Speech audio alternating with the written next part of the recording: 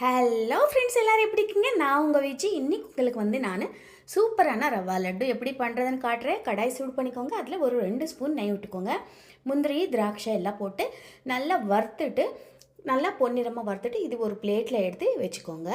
இப்போ அதே கடாயில் அந்த நெய்யில் நம்ம 1 கப்பு பாம்பே ரவா, அதான் உப்புமா ரவா இருக்கும் இல்லையா, அது போட்டுருங்க.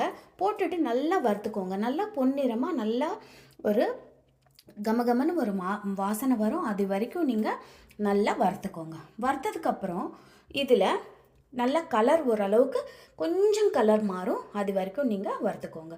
இப்போ இதில் ஒரு பாதி மூடி அளவு, பாதி கப் அளவு தேங்காய் போட்டுக்கோங்க. துருவின தேங்காய். அப்புறம் 1 கப்பு சர்க்கரை. 1 கப்பு ரவைக்கு 1 கப் சர்க்கரை கரெக்டாக இருக்கும். போட்டுக்கோங்க. போட்டுட்டு நல்லா ஒரு வாட்டி மிக்ஸ் பண்ணிக்கோங்க. மிக்ஸ் பண்ணதுக்கப்புறம் இது நம்ம போட்ட தேங்காய் இதெல்லாம் நல்லா ஒரு 2லேருந்து 3 நிமிஷம். அப்புறம் ஏலக்காய் தூள் போட்டுக்கோங்க. போட்டதுக்கப்புறம் ஸ்டவ் ஆஃப் பண்ணிவிடுங்க. ஸ்டவ் ஆஃப் பண்ணிவிட்டு இதில் ஒரு 2 ஸ்பூன் பால் விட்டுக்கோங்க. பால் விட்டுட்டு நம்ம வறுத்து வச்ச முந்திரியெல்லாம் போட்டு நல்லா லட்டு பிடிச்சி வச்சுக்கோங்க. சூப்பரான ரவா லட்டு ரெடி ஆகிடுச்சு. கண்டிப்பாக ட்ரை பண்ணி பாருங்கள்.